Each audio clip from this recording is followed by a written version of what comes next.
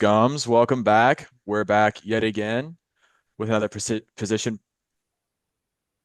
I just heard I think my neighbor threw his wife into the wall or something. Mm. Anyway, uh, we're back with another position breakdown episode. Today we've got a 3-for-1. You usually have to pay triple for this kind of action.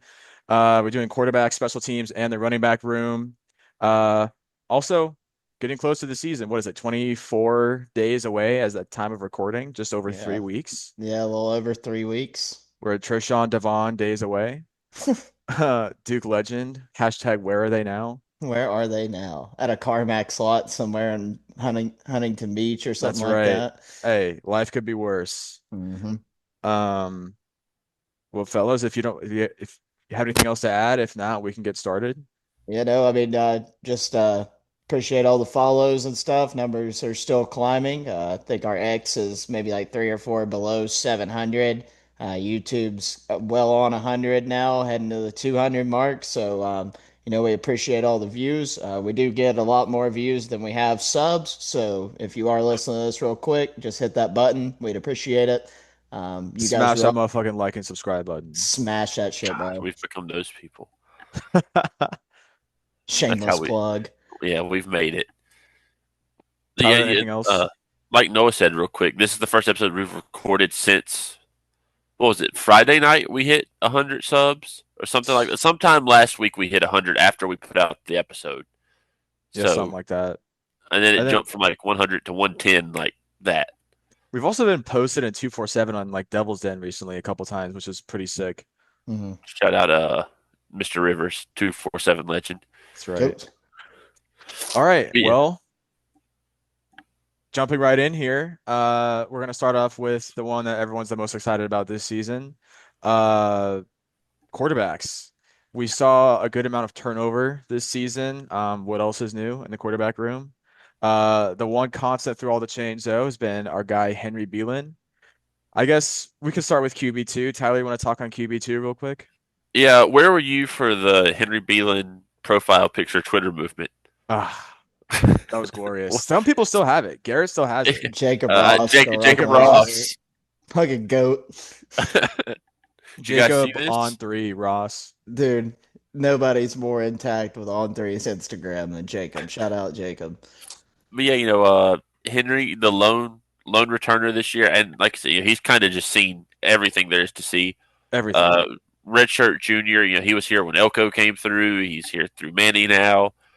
Uh, Only 9 games played, 2 starts. He's only thrown 77 passes, completed over 57% of them.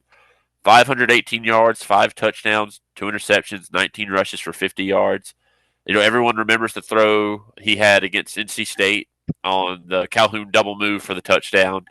Um, like he's just, it's weird because I want to compare him to Malik Murphy in a sense of like he's that kind of style of like just a cannon arm and just could never figure out the rest of it. Yeah. But hopefully, 4 or 5 years into college now, he'll be able to.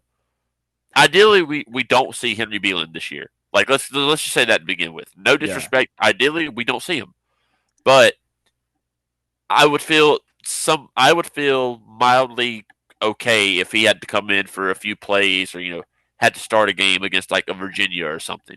Yeah. Or an Yeah, Elon. that's something, that in previous Duke teams, especially Cutcliffe era, a lot of those easy non-conference games like the Elons and stuff, Duke would actually, really get out to large leads in the first half, and you'd kind of see young QBs get worked in or older QBs like Beelan. Elon might be something kind of like Elon was just saying. We might see a little bit of him there, but also like Tyler was just saying, ideally we don't want him out there this year, including the bowl game. We don't want to be in a situation again like we were last year at the end of the season. By no means. And just touching on departures a little bit, just kind of shout out Rent Monty. Rent Rent was due, due. and rent Rent was paid. due. Rent paid, man. Rent was paid. So, shout out Rent.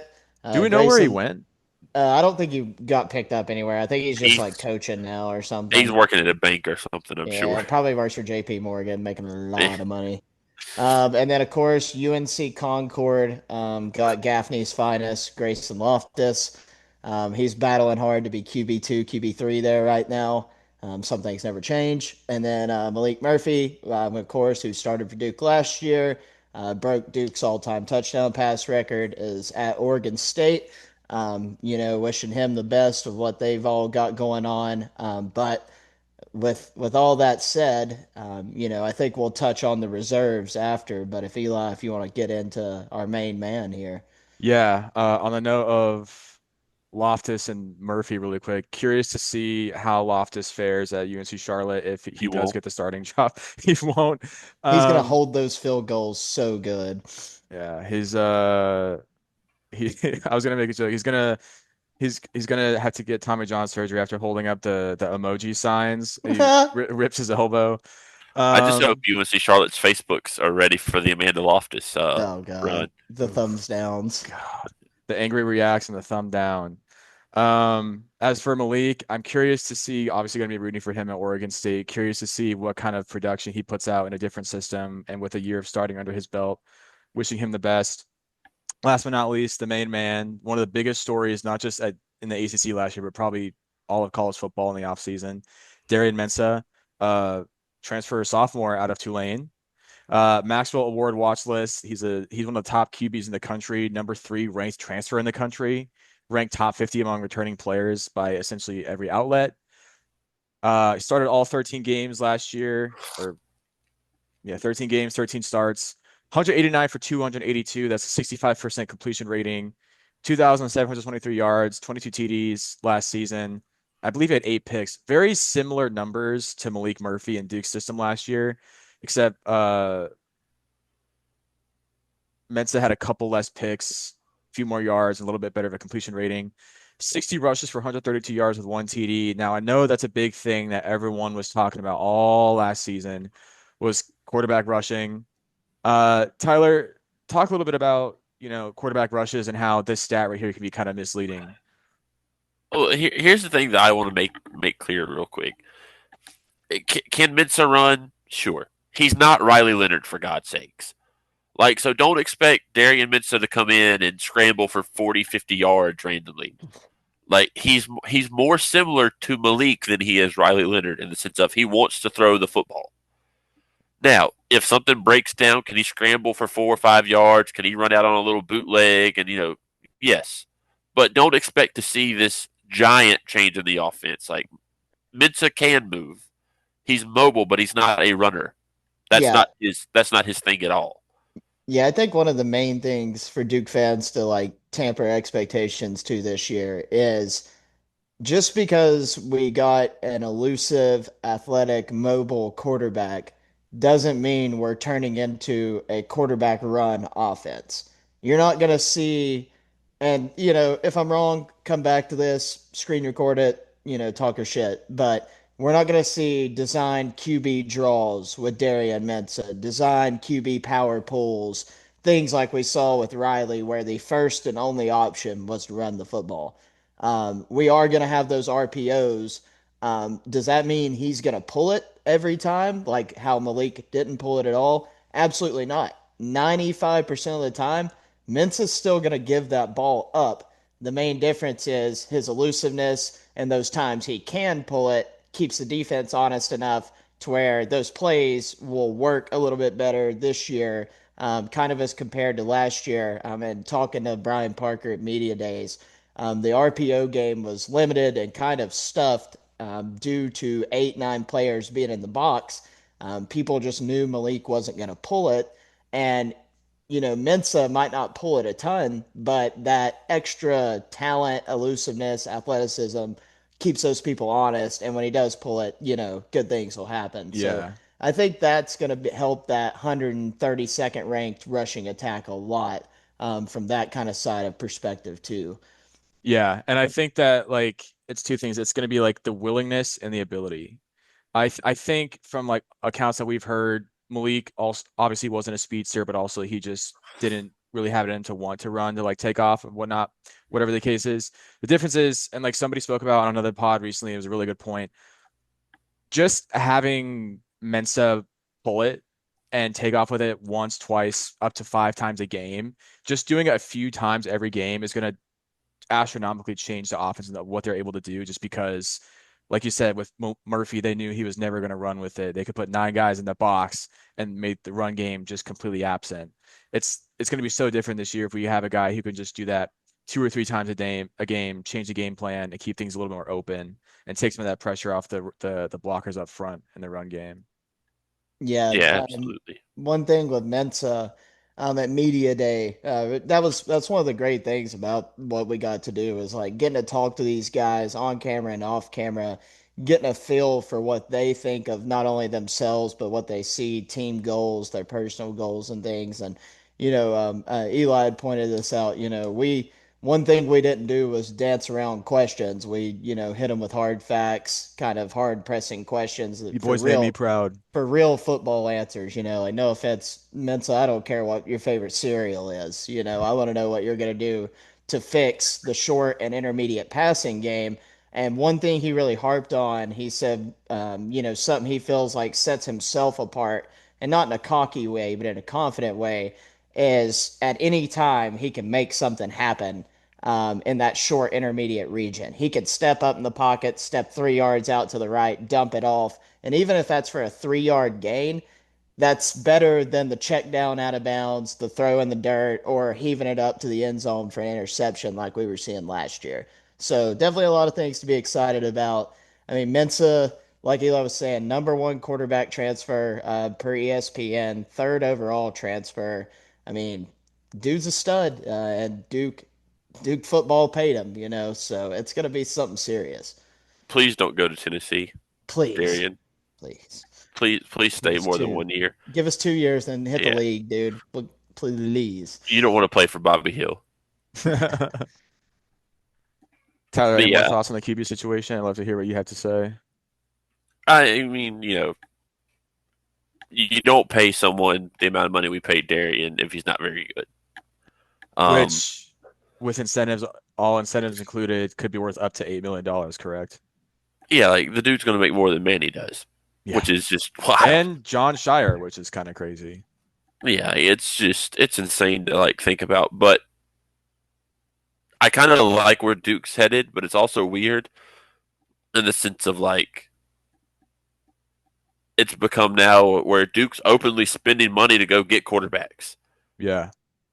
Like we've got a few guys, like Dan Mahan, the pride of Burlington, North Carolina. Oh, Um, we've got a few guys coming in that down the road could develop and maybe take Mensa's spot in a few years. But if you're Duke, why not in 2 years go get go get another Darian Mensa? So yeah. it's interesting to see that kind of change in philosophy from even like Elko. Our biggest portal addition with Elko in 2 years was Miles Jones. Yeah, Hmm. Jamie on maybe. Well, Jamie on was pre Yeah. Elko, so that's not even. So like Miles, so like even in the last 2 years, like seeing Duke go out and get impact. Not saying Elko didn't get impact transfers, but Less like role to the players and more like yeah like impact players. to the degree of what we're getting now, even outside the quarterback room, it's just astonishing to have thought about if you looked at Duke in 2021. It's like, hey, they're going to spend $8 million on one position. Like Yeah. what? Yeah, and I that's. Oh, go ahead, Eli. I was just gonna say I think it's a matter of like I don't know if it's like so much of a philosophy change as just more of a as it is like they can now. Like a couple years ago, before Duke's NIL collective really took off and before the schools could directly pay players, there was a quote about like I one of the big time donors that I'm friends with said something to the effect of like I was asking him about how much NIL the football team had. This was 2023. He was like, "We have enough money to get Riley Leonard a nice Camry, and that's about it." Like, there's a reason he went to Notre Dame and got 2 mil or whatever the hell it was. It's just they can do that now, and I think it's just one of those things where it's like it's almost like an MLB team thing, right? Like, there's the teams who like farm system, grow their own prospects, and there's other teams who just kind of go and buy out the best guys. And I think in this day and age, it's always moving. Guys are always transferring, guys are always moving on, whatever, teams are always moving on. So it's just like you're always trying to get the best possible guy you can year after year if one of your guys transfers. So I think it's just the nature of the beast these days. Yeah, and one thing Tyler was kind of saying, Duke is, as we've seen the last 2 years, has switched to going out and finding a quarterback instead of seeing, what someone they already had can do. And I also think that's kind of Manny Diaz coming in and not having any players that he recruited or Yeah, wanted there on the roster. And, as we know, Tyler mentioned Dan Mahan, a very talented recruit out of the state of North Carolina, one of the best quarterbacks in the state.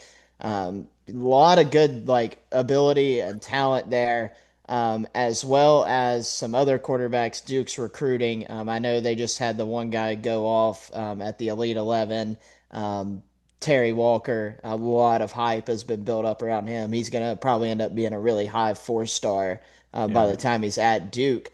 And I think we'll see Duke get away from the thing of having to go out and find somebody. I think it's just more of a Manny wants to get his guys in there and get guys that we can pay well, like a Terry Walker or a Dan Mahan, somebody with that level of yeah. talent. So a couple of years down the road, we could definitely start seeing the homegrown stuff stick around. But for now, keep doing what works. It's a good point, Noah, real quick. And something hadn't that makes a lot of sense is just like Duke has been recruiting like crazy. Like next year's class coming in for, as of right now is like the highest ranked class Duke has ever had in program history. So like I mean, which isn't like saying a whole lot, but like still it's still Mhm. the highest rated class he's had in his school history. So like um going back to when Manny first came in, he gets on half his roster is gone. Riley's gone. He makes a splash, pulls, Malik Murphy, who had a lot of potential and hype around him. Malik. The problem was though, is that he was not a fit in his OC system. So like he comes to Duke, he gets Malik, Brewer comes in, and it's like, hey bud, here's your quarterback, do something with him. So as we saw, it was like wearing a pair of shoes that didn't fit, so to speak, last year. Definitely some difficulties, but going back to what we've talked about a lot, you two have Brewer with a quarterback who, by all accounts of what they've said, is fits the mold a lot better. It's a make or break year for Brewer here. Like we better see some production for sure. Yeah. Yeah. Go ahead. Oh yeah. I mean, that's the thing, and we talked about it. We're harsh critics. We love this shit, and we're not afraid to kind of call it how we see it. And last year, I understand that Malik is not Brewers system thing, and but something we all talked about is like, man, you had a whole off season and a whole season to adjust to a more pro style, slow tempo, pocket passer, play action, inside run offense, and instead of trying to adapt, you just said, well, the defense is going to keep us in ball games, and we'll sling it enough to score enough to win, which Duke did, and like we've said, we fluked into 9-3 like no other. And this year, he's got, like Eli was saying, his scheme fit, and you know that's all well and good. But I've always thought good offensive coordinators can change kind of based off what their roster is each season, and I'm not sold that Duke's gonna have the best offense in the world this year just because of Brewer. And I hope he proves me wrong. And of course, I'm willing to give him the second chance, but until about 2 or 3 weeks in, I'm going to continue holding my skepticism for sure. Yeah, that's where I'm at. Like, I'm not calling myself a Brewer believer because I'm not. I'm gonna hold bitter judgment for last year, regardless. I'm willing to give him a blank slate for this season, but he is on as thin ice as you could possibly be. Like, it's got it with the offensive line returning everybody, with the running back room essentially returning everybody, and adding the pieces they added. The receiver room, there's no excuse for anything but Yep, productivity. Eli, if agreed. you want to, we can run through the. We've already touched on Dan. Um, just hit the last two real quick, even though they won't be practice squad legends right here. Yeah, I mean, a couple of guys, I guess, who are going to be on the practice squad. Michael Appel Jr., grad transfer from, what does that say, Tyler? How do you pronounce that? Valparaiso, go Valpo, baby. Valpo, baby. Valparaiso. 16 starts, 243 for 428 with a 56% completion rating, 2,700 yards, 16 TDs, 16 picks. Um, it's going to be holding the clipboard and wearing the orange vest this year. That's about all I can say. Then Lawrence Gardner, freshman from Dallas, Texas, threw for 2,300 yards and 24 TDs with 593 rushing yards and 11 TDs. Redshirt year, most likely. I assume that he could be up to QB3, QB4 next year. We'll see. Um, we didn't really touch on Dan a whole lot, I don't think. He was a three-star, number 9 ranked dual threat quarterback, number 9 prospect out of the state of North Carolina. Threw for 2,500 yards in high school, rushed for almost 1,000 with 42 TDs total. His grandfather, Dan Kelly, played at Elon. Uh, week 1, as Tyler said in our doc, is the Mahan Bowl. Again, another redshirt year most likely. And kind of like you guys were saying with Henry Beelan, uh, we don't want to see Dan this year. And that's not because I don't want to see what he can do. I actually really do want to see what he can do. And I'd love to see him like in a game, but in a year or two. If we're Yeah. seeing Dan Mahan at any point this season, that means shit has gone terribly wrong It has and our hit first two the guys have gone absolute. down. It has hit the fucking fan, boys. If that happens, that's for Yeah, it's gonna be a sure. 2023 all over again. Maybe Uh, worse. maybe Oh worse. I God. mean, Every game turns into the Gator Bowl. Oh my yeah. god. And then Manny goes to FSU, and then Terry Walker goes to And Tennessee, Gabe Infante takes over the roster. Oh goes on a God. do-rag for Trooper S- Taylor. Speaking of Gabe Infante, Nice why don't segue we to special teams. why don't we dive into the best side of the ball? As a generational long snapper, this one resonates with me hard. Love this side of the football. Special teams. Gabe Infante, year two. Um, year one, train wreck. Let's just call it. We. Let's call it as we see it here, Woo. folks. Every side of our special teams sucked. Kickoff coverage, kickoff return, punt return, onside kick, field goal block, you name it. Duke was lacking in talent. Not necessarily like actual like player talent, but like coach And scheme. schemes. Yeah, like we had none. Um, Things that come to mind just off the top of your head is punt false starts, punt teams lining up in their own formations, not having enough guys on the line of scrimmage. The easiest thing to get right in football is to have your right amount of guys on the line, LOS.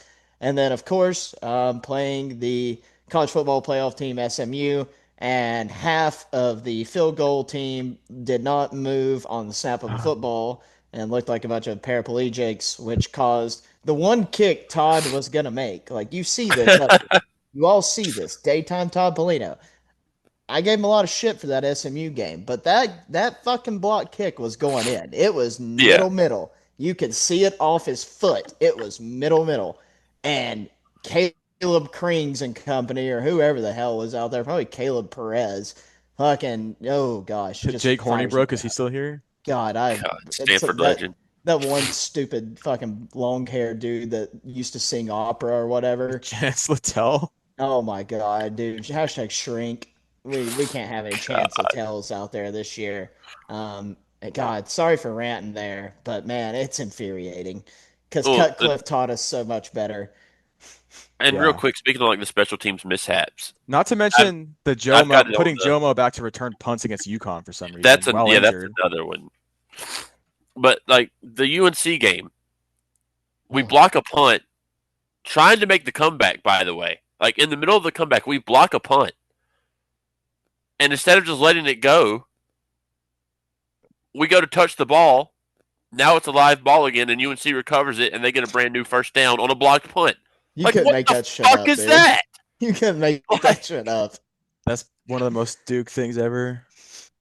like They, just Cutcliffe didn't mind raise us blowing. like this, bro. We didn't get raised on Yeah. this kind of football. It's The literally Cutcliffe one in the didn't thing die for this. The one it's thing in the we fucking Maxims. knew was good special teams, man. Like, even at our worst, we had Austin Parker out there with an 8 ball of Coke in his back pocket, still booming 50-yard punts for touchbacks. You know what I mean? Or like It's for in the coffin Maxims. corners. Protect our punter, our kicker, and our lead.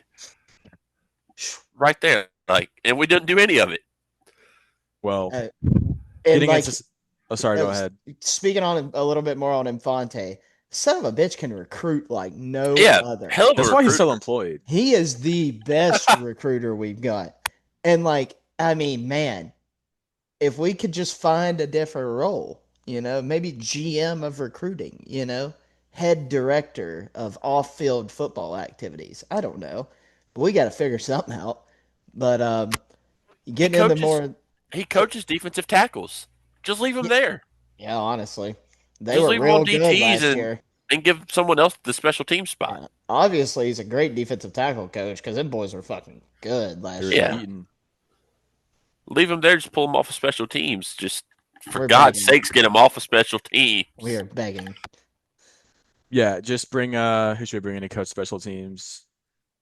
I don't know. I heard Matt Skura, who just followed the pod on Twitter, by the way. Shout out Oop, Matt oop, Skura, Duke oop. legend. Hey, he Bring was on him in to field coach goal special block. teams. Yeah, bring him to coach special teams. Why not?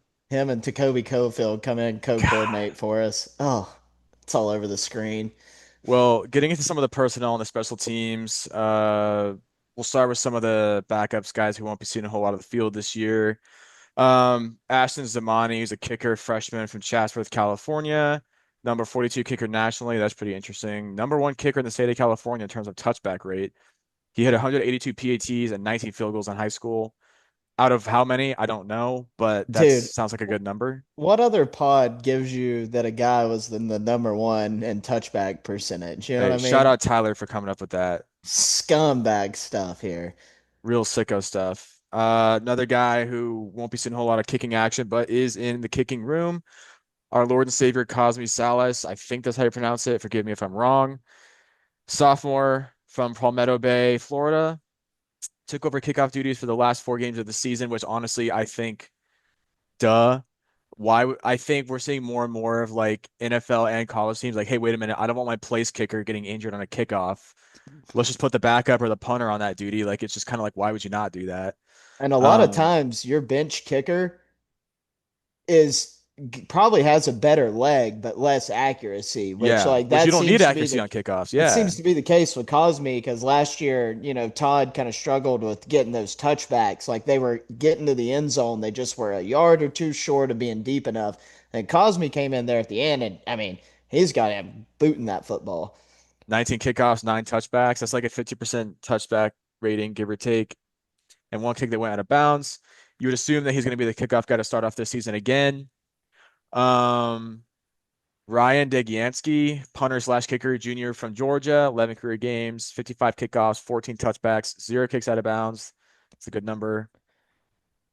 Getting to long snappers. Let's talk long snappers, gentlemen. Who wants to take this? So Noah, you got this with your boy C as Coop. as a 4 year varsity letterman long snapper and co-ed long snapper post grad. Curtis Cooper, starter. Shout out Curtis's grandpa too Tommy on Twitter. Limbaugh. Tommy Limbaugh, Big Tommy, GOAT. Um, Curtis has been a stud for Duke the last few years. Done really well. Haven't seen any really too many bad snaps. I think he's been let down by some bad kicks and bad punts, so some of those numbers have kind of been swayed a little bit. But he's preseason All ACC, which that's huge. Duke is long snapper U, so good to see that we might be churning another one out to go see Thomas Hennessy in the NFL. Um, Looks like punters are averaging a little over 45 yards a kick. Duke kickers are 33 and 43 all time when he has snapped the ball on field goals, and Duke has only missed 2 point after attempts in his 3 4 years of snapping. So good numbers there. He's consistent. He makes a lot of tackles too on those punts. You always see old 57 down there in the huddle. He So lives for that shit. yeah, no doubt. That's really good stuff, and that's something you can't take for granted. It's a guy like Curtis Cooper, been there for 5 years, in grad school now, getting his last year in, and it's just a position Duke doesn't have to worry about. He's going to go out there and do the job well. Absolutely. Um, couple other guys, long snappers. Jack Renio, junior from Birmingham, Alabama, was perfect on all snaps in high school. Came out of high school ranked number 8th overall long snapper. Another guy, Jack Yates, long snapper, greatest summer waiter that Tobacco Road Sports Cafe in Durham has ever seen. Senior from Hudson, Massachusetts, first team NEPSA C, just say all conference. Oh, sorry, Tyler. I read that part out loud. It's a senior in high school. Oops. Don't put it on the teleprompter. Got it. I'm Ron Burgundy. Um, but yeah, let's get into some starters. Start with the punter here. Aussie, Aussie, Cade Aussie, Aussie. Middleton, punter, sophomore. Where were you for first half Cade Middleton last year? Son of a bitch. Oh We talked shit. about how piss poor special teams were last year, but that first half of the year, Cade Middleton was kind of a dog. He Hmm. was fun to watch. Had some big shoes to fill in the name of Porter Wilson. Hashtag where is he now? Um, Also at JP Morgan. Yeah. several outlets have him on the preseason All ACC teams list. Freshman All American by outlets last season. He averaged 43 yards a punt, and 27 of his 75 punts were down inside the 20 last year versus 6 touchbacks. 17 punts of 50 plus yards, and he had a 63-yard punt versus State last year. Um, it was funny with Cade because, like, from my memory, he started out really good, kind of cooled off a little bit. It took a little bit of a dip, and then kind of found his footing again towards the end of last season. So curious to see how he fares this year. I certainly don't expect any drop offs. Yeah, I feel like, he was a true freshman, From Australia, like that was his just first showed up football on experience. campus He was a and refugee. yeah, first American football experiences, college football. God, refugee, that's insane. I can take you away from all this. It's just a good life in Australia and And taking it's him to just in the Durham. blooming onion. It's just taking him to Durham. But no, Cade, I think it probably in the middle of the year, had a little bit of a slump. I think that was just due to probably being like 19 years old And getting and overworked. probably fatigued, absolutely overworked. You talk about having to punt a lot there towards the middle of the year. He was absolutely getting worked out there, like Porter Wilson was all those years. He was getting Um, twerked for sure. so, like Eli was saying, definitely don't see a fall off. Probably an increase in talent from him this year. I think his numbers will go up even more now that Hopefully, he's kind of getting it figured out. hopefully a smaller volume of punts, but a higher quality of punts. Yep. Last but not Yeah. least, or maybe, Tyler, do you have anything else to say Oh on no, Cade I was gonna Middleton? say like to touch on what Noah was saying. To be a true freshman, he did just fine. Yeah, Hmm. Like he was gonna be inconsistent, but you saw enough when he was on to be like, we're fine. Like he'll get it ironed out. Hopefully Infante knows what he's doing to get him straightened out. But hmm I think he'll be really good for a few years with us. Yeah. Yeah. Last but not least, Big Rod Todd, What can you say? A lot, actually. You can say a Yeah, lot. friend of the pod, man. Shout out Todd, one of the And good ones. shout out his dad, Terry. Last but certainly not least, his mom, Jacqueline, all friends hey, of the Jacqueline, LOL. pod. shout out Jacqueline. Great Duke parents. Um, Todd's been, Grandpa's cool as hell too. yeah, Todd's been here a while. He's a senior from Cornelius, North Carolina. Hashtag shout out to 704. He's neighbors with Noah. Yep. 31 games, 41 of 52 on field goals in his career, which is a 78% good rate, which is like, I don't know, That's solid for a as far as It's for a really normal college nothing. college kick kicker. P4 kickers go. Yeah, that's all right. Yeah, Yeah. And on extra points, he's 96 and 98 on PATs. Wasn't one of those that he missed against SMU last It year? was the one Tyler called where Tyler goes, he's gonna shank us point Yeah, after. he missed an extra point and had a field goal block that game. I mean, nobody had it worse after SMU than Todd Polino. Yeah, he also The poor missed guy. just a regular field goal too that wasn't like blocked yeah, from just missed it. just left hook. Yeah, Uh, Todd, I'm sorry for that one. Yeah, yeah, Todd predicted it. Or Tyler predicted it. I've never seen anything like that. He called a missed extra point. it was I the just craziest shit I've ever seen. I Like, just tapped Noah right on the shoulder. I go, Todd's gonna miss this. and Boom. hand on the Bible, everything, the Quran, whatever you believe in, dude.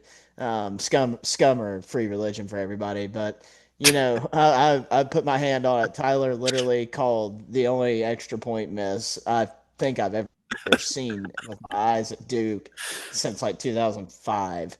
So that was insane. But like we are saying, Todd's got good numbers on his career. He's been consistent for Duke.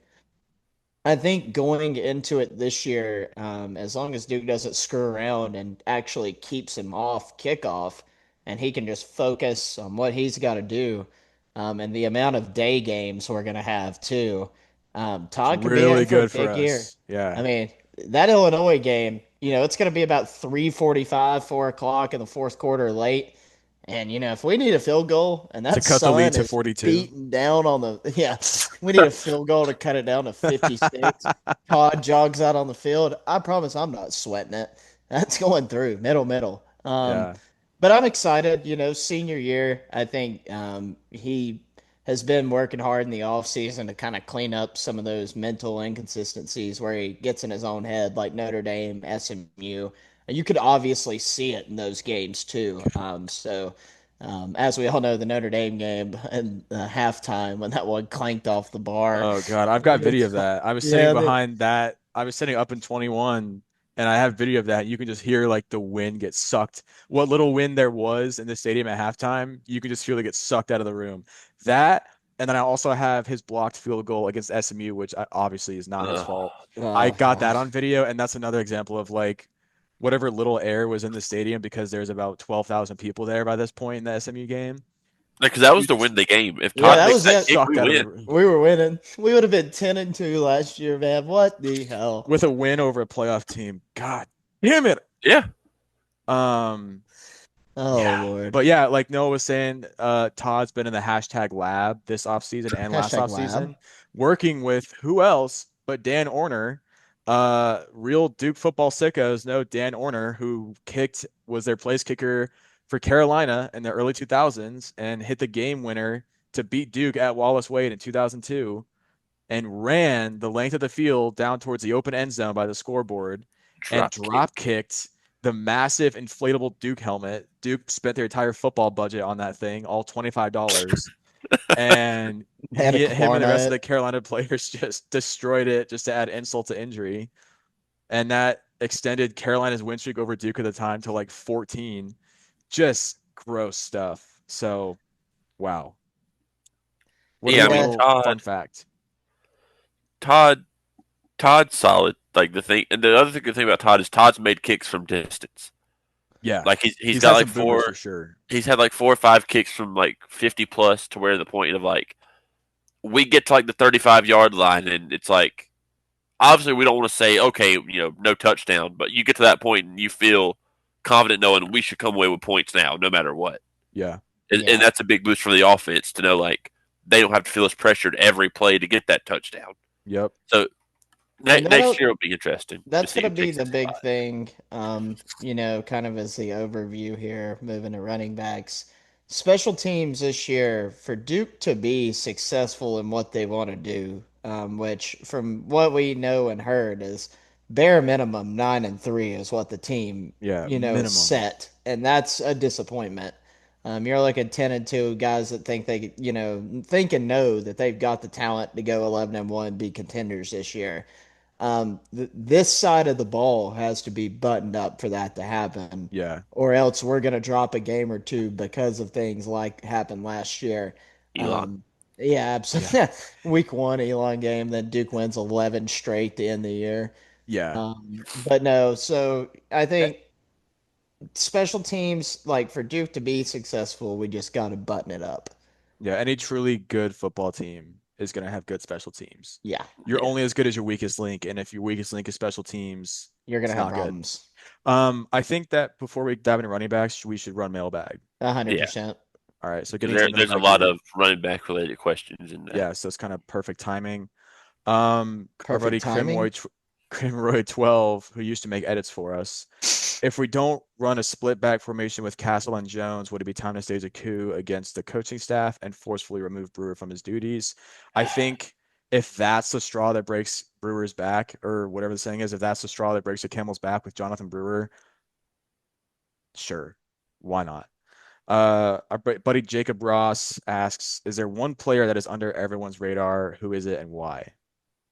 I think and I really like that question because a lot of pretty much Duke doesn't really have many under the radar guys, so you kind of got Mm-hmm. to go searching for it in a way. Yep. But from what I kind of took in at media day from a lot of people, a freshman impact player we're about to talk about even more though is Nate Shepard.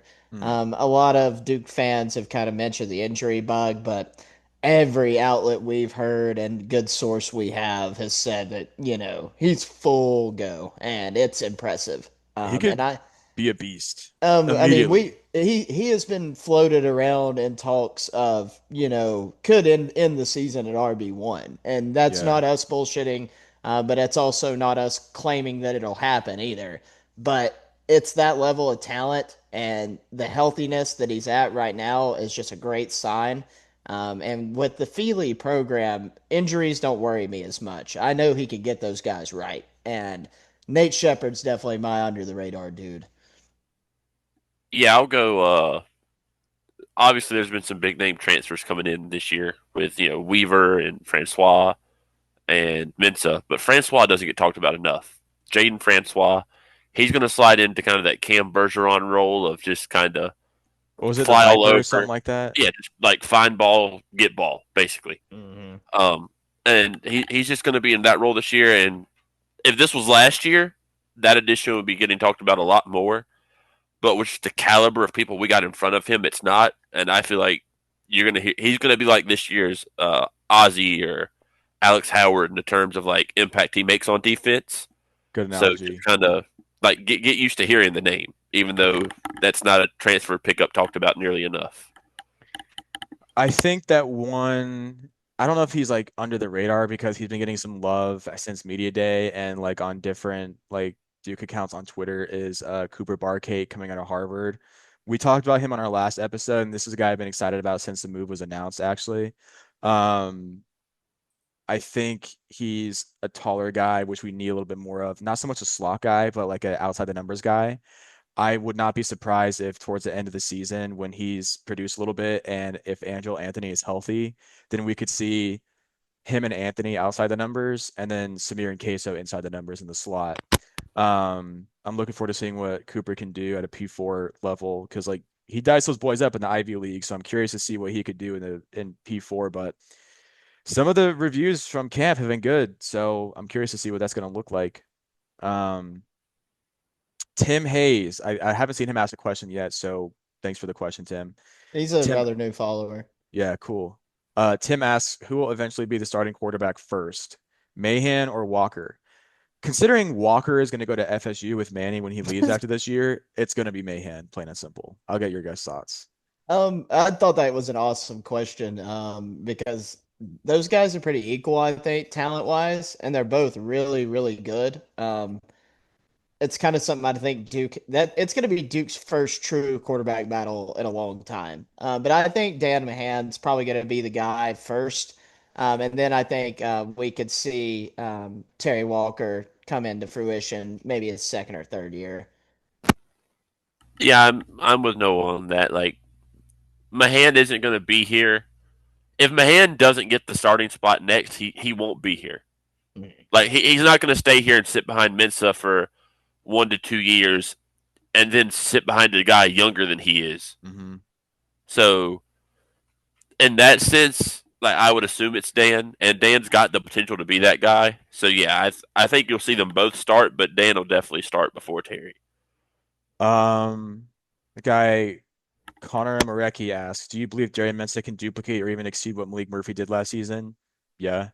I mean, Yeah. his passing numbers last season were almost identical to Murphy's. Um, Obviously the like competition level is going to be a little bit harder this year. Um, but I think he may have less passing touchdowns because we'll have a little bit more of a dynamic offense, I think, to where we're not relying strictly on passing touchdowns to win games. Um, but I think he can definitely he'll have better passing numbers than Murphy, but not as good rushing numbers as Riley Leonard. Tyler, you go first. What are your thoughts? Yeah, no, I'm not going to sit here and say that Mensa is going to break Malik's passing touchdown record from that standpoint. Mensa will be far more consistent. Yeah. Like Mensa is going to be a better leader of the offense in terms of hey, we need to pick things up, we need to slow things down. I can like dictate things a lot better. Like it's going to be more dynamic. So I don't think you could really compare the seasons the two of them have for a No, variety of reasons. But I don't think you're going to watch Mensa this year and see a drop off in quarterback play. not at I all. think you're going to watch that offense and be like, okay, like I see the hype, and they're just different quarterbacks too. So like you can't. The only thing that I think could detract from Mensa producing the same passing statistics that Murphy did was that he's not going to have an Eli Pankel or a Jordan Moore. He'll have an Angelo Anthony if he can stay healthy, which is great, and he'll have a few really awesome slot guys. Um, but he's not going to have, he doesn't have two NFL players, at least right now, in his And it's receiving room. also before Noah gives his on it. It's also worth mentioning that if the run game is going to be better than it was last year, I don't think it'll be substantially better.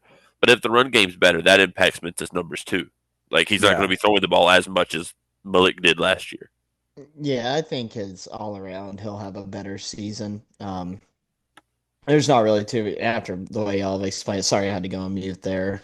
The old warden is here, but The old ball and chain. the old ball and chain warden. But anyways, no, Mensa's gonna have a great year, and he's definitely more talented than Murphy. I think Murphy's a good quarterback still. I think he's gonna thrive at Oregon State, in that system. But Mensa's gonna break the record. I think this year as well. I think he'll break Murphy's passing touchdown record, even with a better rushing offense too. Our buddy Garrett at Blue Devil underscore 316 says, greetings, fellows, longtime caller, first time listener. Would you say that Todd Polino has been in the hashtag lab this offseason? Yeah. As Dan you could Orner, tell up here at the top, daytime Tom Polino hashtag lab. So short answer, yes. Long answer, yes. Yeah, friend. shout out Garrett. One of the scumbags sits with us every game. But yeah, Yeah. Todd. Just the goat. We call He him the was our fourth best. scumbag. He was our best transfer portal pickup. Absolutely. Or definitely the fourth scumbag for sure. Hmm. Uh, Crimroy again says if Anderson Idiot. Castle was apparently the best back in scrimmage that Duke had recently, I want to I've strangle Cram. I've seen a few informed people saying he could receive the most carries this year. Why is he so right? Okay. I Noah has his thoughts on Castle. I have my thoughts on Castle. But if you look at the numbers I tell us guess that I he's don't count. what I thought you said you had your thoughts on Castle. What did I say? Did I misspeak? No, you're just like Noah has his thoughts on Castle. I have my thoughts on Castle. Oh, sorry. I meant to say Tyler has his. These two have their thoughts. I have my thoughts. But all seriousness, like all joking aside, if you look at his numbers from the past four seasons at App, he never had the most carries on the team. He was never RB1. He averaged about 50 to 60 carries a season, and he averaged between 200 and 300 yards per season. But your average running back one in a run heavy offense is going to average between maybe three times that number of carries. So that means adjusted for that, if he's averaging like 6 yards a carry, 5 yards a carry, on those numbers, he if he was getting 150 carries a season, he'd be getting between 7, 8, 900 yards a season if he was getting 150 carries. So he's no slouch, but he's not going to be RB1 this year by any means. Yeah, there's like this just wave of Anderson Castle love, and shout out Anderson, as a fellow Mountaineer. I know your game well. At Boone, he was no better than the RB3, RB4 on the roster. Was definitely used in heavy tight end package situations. We're talking like seven offensive linemen, three tight ends, a fullback, and a running back. Just Boone shit. And I we were in a position where Duke's not going to run a lot of power back football. Like we're not going to throw any fullback sets in there. So I don't think Anderson's going to bring that same kind of production over to Duke. I think he is a filler on that part of the roster. For if his number's called, he can go out there and do it.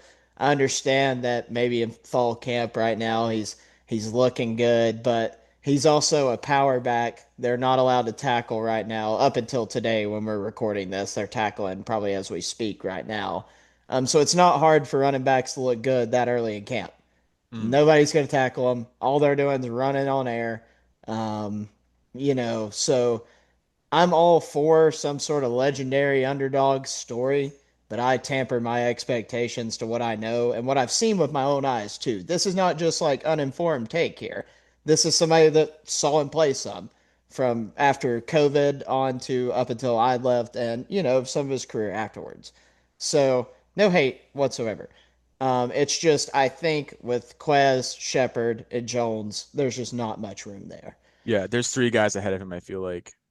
At minimum, he's a solid depth piece. Hmm. Yeah, like he can carve out a spot on in the rotation. He's a more valuable Al Wooten.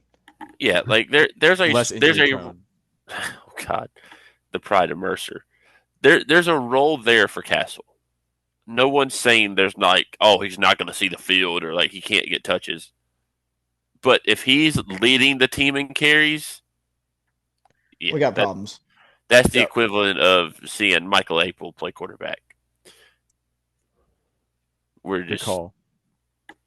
Um, let's see. Who else is there? Our friend Bentley Weeks asked, what kind of season do y'all see out of Jaquez this season? I think people forget how much of a dog he was when healthy. I expect big things.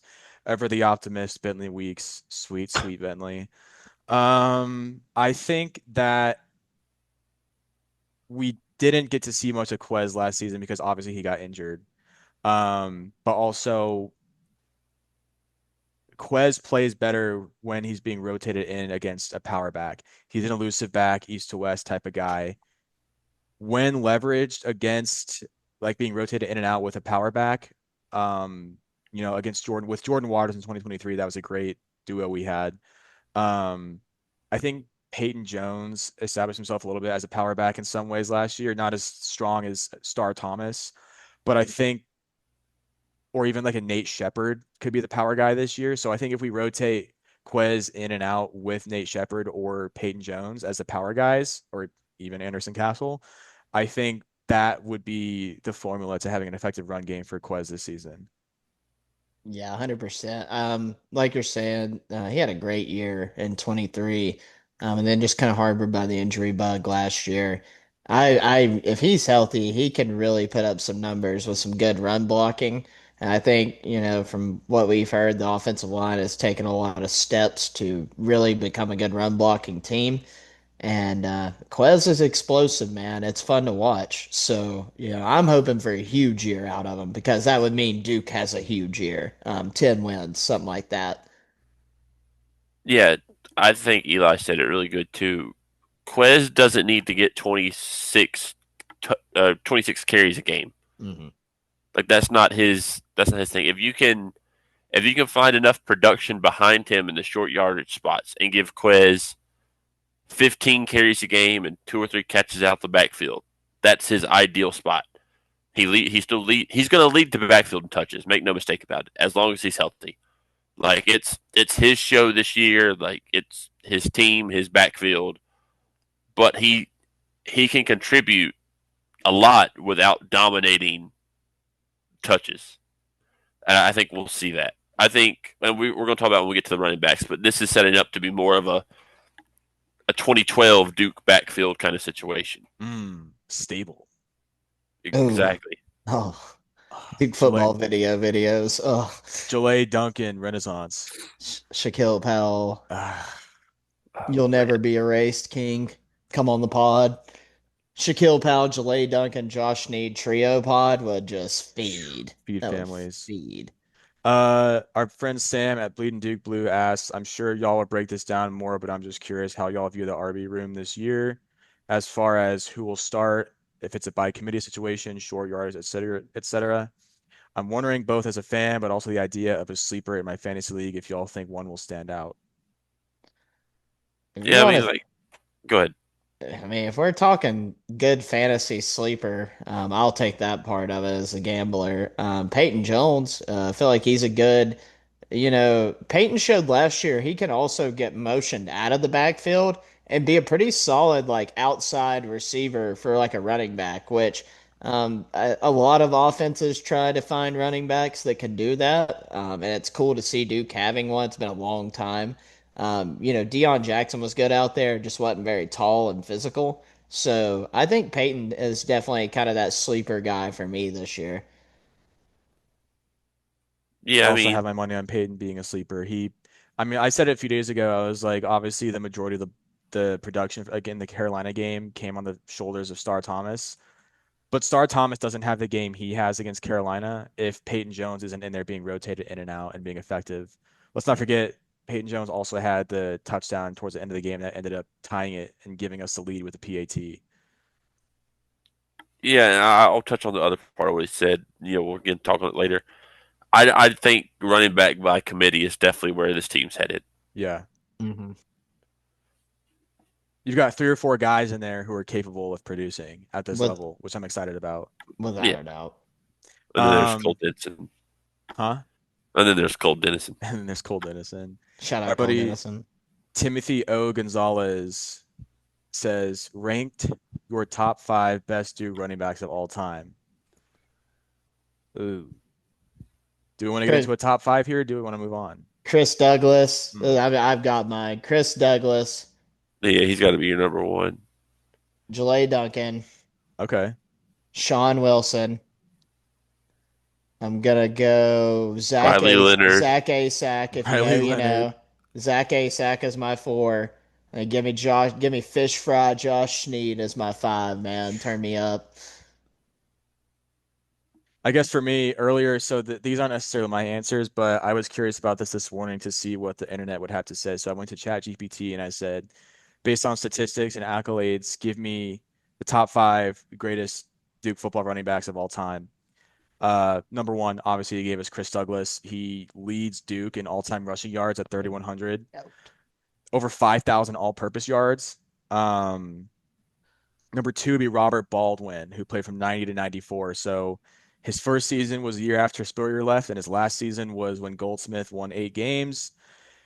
2,411 rushing yards in his career, 1994 ACC Player of the Year. Ooh. Led Duke to its last bowl game in 1995 before that's wrong. Um, Number three would be Steve Jones, who played from 68 to 72, 2009 to 51 career rushing yards at Duke, second all time for Duke as of 2024.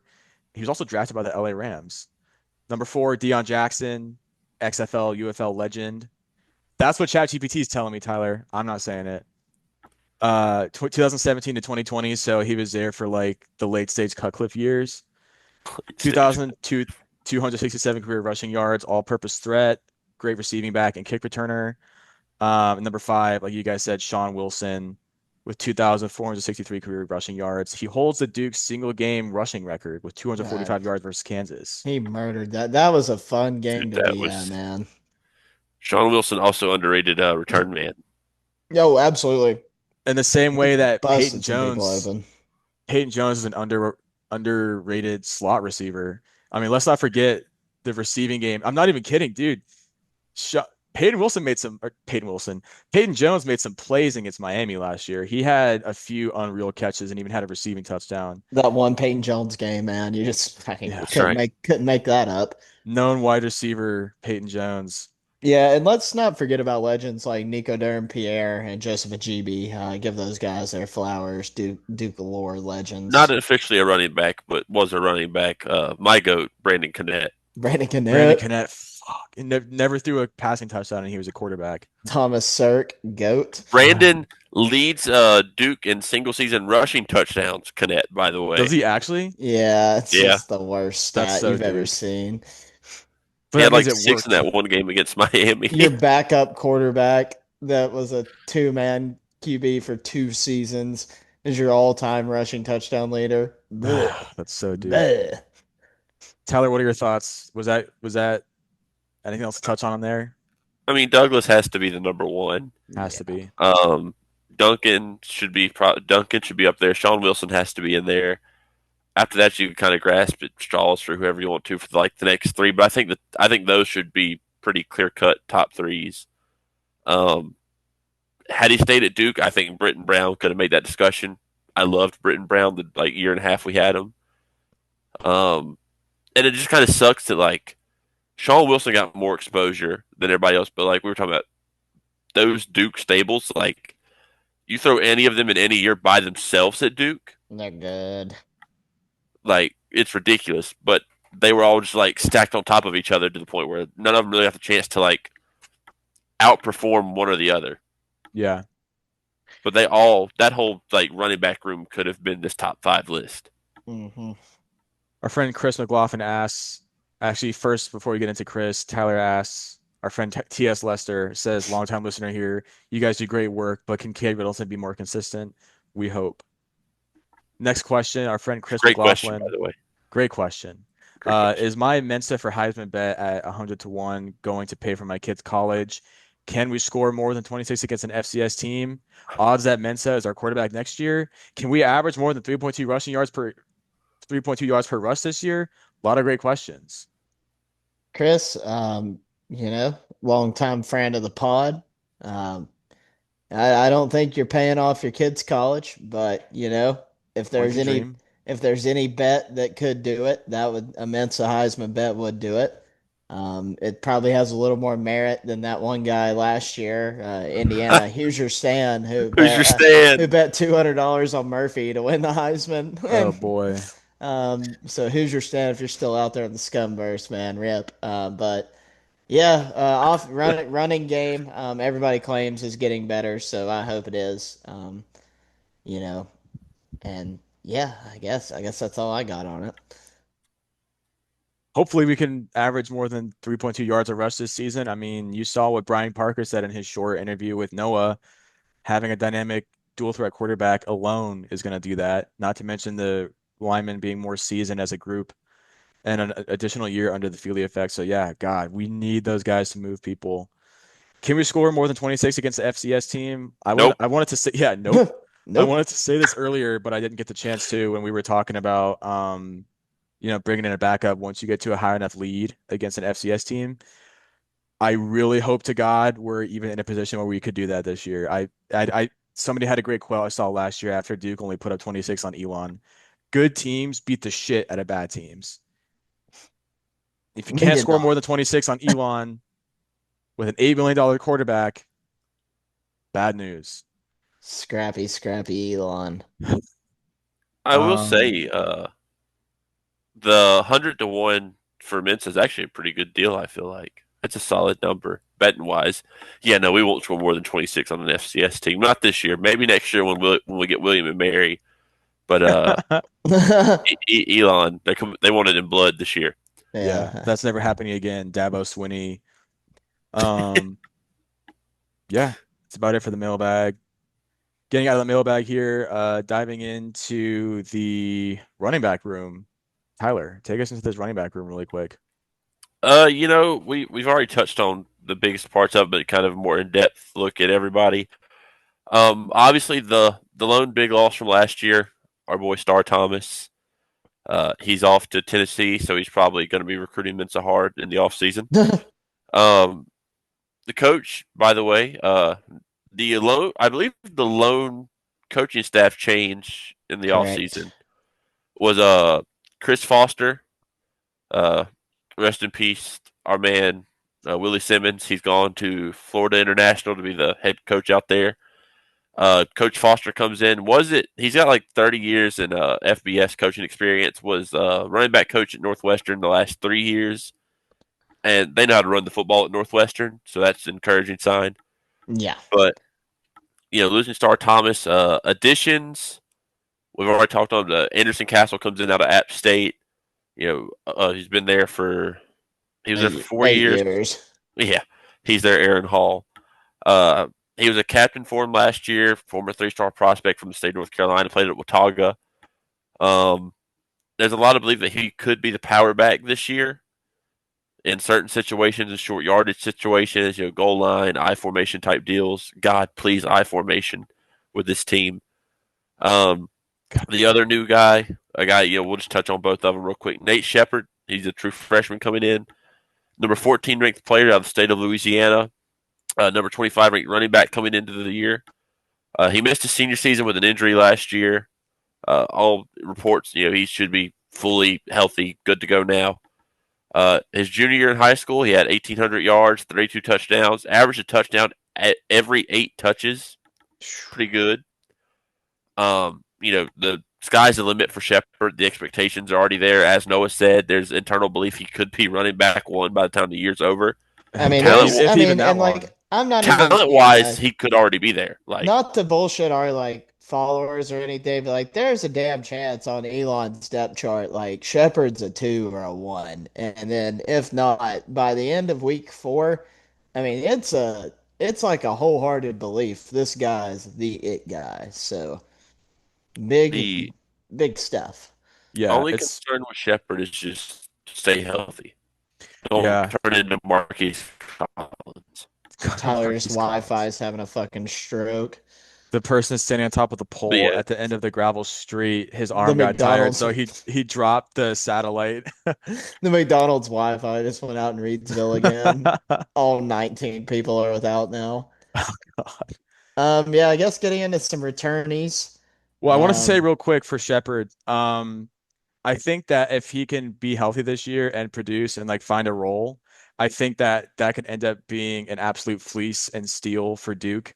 Um, I mean, him getting his ACL torn or whatever it was in his senior year was probably the best thing that could have happened to Duke in his recruitment because it made some of the other bigger names that were ahead of us kind of pull out and like turn away from him. Duke stayed the course and he came with us. If he can stay healthy and produce this year, that'll be one of the best things that happened to Duke's running back room in a long time. Dare I say, it's like the San Francisco Giants taking a risk and getting Robbie Ray for peanuts after a elbow injury, and now he's our best pitcher. Moneyball Giants, baby. Moneyball Duke. Small market Duke. Small you know who's market not San your best Francisco. pitcher? Justin Justin Verlander. Verlander. God. Oh, Speaking of for ouch. peanuts, we'll give him away for a pack of peanuts. A pack of cold, stale Wallace Wade Oh, peanuts. God. Diving into returnees in the running back room, Cole Denson, sophomore from New York, did not see action last season. Possible redshirt candidate this year, over 2,600 yards and 48 TDs when he was in high school. He will be running back 6 this year, but running back 1 when he goes to San Jose State next season. Oh, Spartan up. Travis Bates, redshirt junior, went from running back to safety last summer and back to running back this summer. Terry Moore 2.0. 24 career games, 5 rushes for 44 yards, averaging over 8 yards a carry. Not sure how or where he'll fit into the running back room as they move him back to his natural position. Maybe some kind of Swiss Army knife on special teams. What do y'all think? special teams role only. Yeah. Just Next given the up, depth that we have and the talent that we have in that room, yeah, there's not really a whole lot of place for him. yep. Next up, big PJ5 Peyton Jones 2025 Paul Hornung Award watch list preseason. Pretty crazy. Most versatile player in the country. A couple of guys like Krim would definitely lead you to believe he definitely is that guy.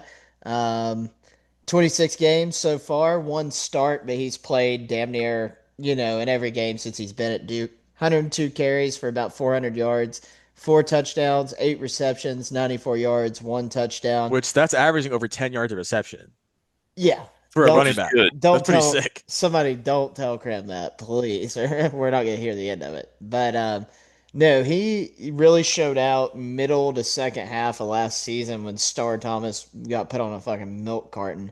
Um, Peyton Jones stepped up huge into like a huge role for Duke. Kickoff return seems to be like his weakest strength. I think he just needs to get that figured out with more experience. I'm not going to write him off the same way I didn't write Queso off at punt return. Get more acclimated and good things will happen. But he's an explosive player, and that's a definitely one to watch out for. Probably cut and dry Duke's second back this year. He'll see a good load of work. I think that Tyler, before you share your thoughts, I think, and I said this earlier in our big group chat, there's people love to live in the extremes. Like they love to unnecessarily glaze certain people, and other people love to unnecessarily hate on certain people and totally diminish what they do. I think anyone who knows ball can look at the in between and like look at the numbers and just look at like even in between the numbers. And I think when you look at Peyton Jones, it's the guy, yeah, he didn't light up the stat sheet last year. Yeah, he wasn't on any like all ACC, all American like list last year, but like he's a dude who came in clutch in certain situations where we needed him to. He came up clutch in the Carolina game. He, I mean, my God, he did more in the receiving game than Eli Pankel did against Miami last year. Had a receiving touchdown and like this sick catch, this sick contested catch downfield last year against Miami. So if he can continue to produce out of the backfield in the run game and the passing game, he's going to be a weapon for us this year. I'm looking forward. I'm all in on PJ5 for sure. Yeah, I mean, last season coming into the preseason episodes, I was big on him. Me and Krim founded the fan club for Peyton Jones last year, I was a late joiner. and between Star, he was going to be running back three, but Star, kind of going missing, Quez going missing. He was able to get a bigger role, an expanded role, and he did fine. Considering the run blocking was what it was last year, um, Duke found ways to get him involved still, which shows Yeah. you that like they believe in him. Because they could have said, oh, okay, well, the run game's not working. We just won't get you the ball. And like you said, they were putting him out in the slot sometimes, getting him out in motion, like getting him the ball actively. And don't forget, he won the Carolina game's the Star Thomas game, but Peyton Jones had the game-winning touchdown. Yeah. Um, so yeah, like again, it's going to be a rotation, but the spots I feel like are carved out, and he's going to like be that running back two guy. Probably come in on like your third downs where we want to do like a screen pass or a little draw, something quick. So he'll be fine. Like I expect a good year out of Peyton Jones. Yeah, I definitely expect more production. Like if you look at his numbers from last year, 82 carries for 317 yards. He averaged 3.9 yards a rush. Not bad at all, especially considering how shitty our run blocking was last year. And again, like 8 receptions for 94 yards, averaged 11.8 yards of reception. That was pretty sick. But that 140-yarder, I think that was that one against Miami he had last year. So Yeah, yeah, looking forward to Peyton Jones this season. Uh, Last but not least, RB1, Jaquez Moore coming back off an injury-riddled season last year. Quez was a guy that we were all looking forward to big time going into last season after a pretty fun 2023 season, sharing snaps with Jordan Waters, who left for NC State because he just really wanted that V6 used cop car. Quez got hurt against Northwestern last year after a lackluster game against Elon. For whatever reason, they brought him back for a snap against Carolina, rushed him back from injury, and that one snap, he did nothing and re-injured himself. So then we didn't see him again until what? Maybe State, Yeah, Virginia Tech. yeah, maybe. I Um, think it was VT. because he played against VT. He didn't do a whole lot, but he played. He was out there. Yeah. But I mean, Quez is a guy I'm looking forward to who, again, when playing off a power guy like Peyton Jones or an Nate Shepard or even an Anderson Castle, if he gets serious reps, he's a guy I believe can be explosive in the running game this year. Looking at his stats, he's a grad student, 40 career games with 4 starts, 232 rushes for 1,200 yards, give or take, 12 TDs, 14 receptions for 149 yards. Again, another guy who's pretty effective in the passing game out of the backfield. He was supposed to step into that RB1 spot last year after sharing the role with Waters the year before. Again, that early season ankle injury really, man, both him and Nick Morris Jr. are two guys we were expecting to have breakout seasons last year, and both went down earlier in the year. So again, running it back this year, I'm expecting both those guys to have big seasons if they can stay healthy this year. Noah, what are your thoughts on Quez? Yeah, we touched on him a bunch, so kind of, my thoughts are pretty much out there. But I think he's the guy. I'm hoping for a good, healthy year from him, and with the offensive lines, upgrading their abilities and run blocking and trying not to be 132nd in the nation at it. I think he will definitely prosper from that and have a good year. yeah. I mean, there's not much we can't like. There's not much we have left to say about Quez. He's gonna stay healthy. Get him out in the open field. Hopefully, he starts cutting upfield a little more because sometimes he gets into a tendency of running sideways too much. But there's not a single like if you get Quez in the open field, he's tough to get down. Like he's elusive, can make anybody miss. Um, Again, like the numbers may not look like a running back one, but in terms of what he means to the team, like we go as far as he goes, he is in every meaning of the sense running back one this year. It's Yeah. his backfield, and I'm excited for it. I wanna believe in the run game. I'm just at the point where I'm like, prove it. Got to see it. Yeah. But I don't Uh, think if the run game struggles, I want to say I don't think it's because of the running backs. The running backs are capable. no, definitely. That about wraps up this episode. Is there anything else you wanted to touch on before signing off? Just Uh, hit the subscribe button. Probably taking a bye week next yeah.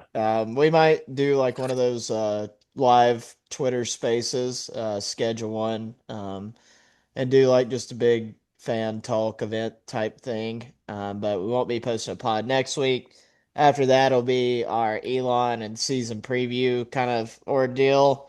I think we're probably going to wrap that up into one episode this year, have the season preview, and then talk about Elon a little bit at the end. So definitely be on the tune for those. We'll be doing a couple of entries, you guys putting in your predictions, things like that. We've got some GA Scumbag stickers and t-shirts Eli's been trying to get figured out. So we'll have some cool things for guys like, for things like that this year. And yet again, just appreciate everybody's listening and following along with us. Please, for the love of God, like and subscribe. Like and subscribe. All I'll right, we'll try. see you all next time. Thanks for listening.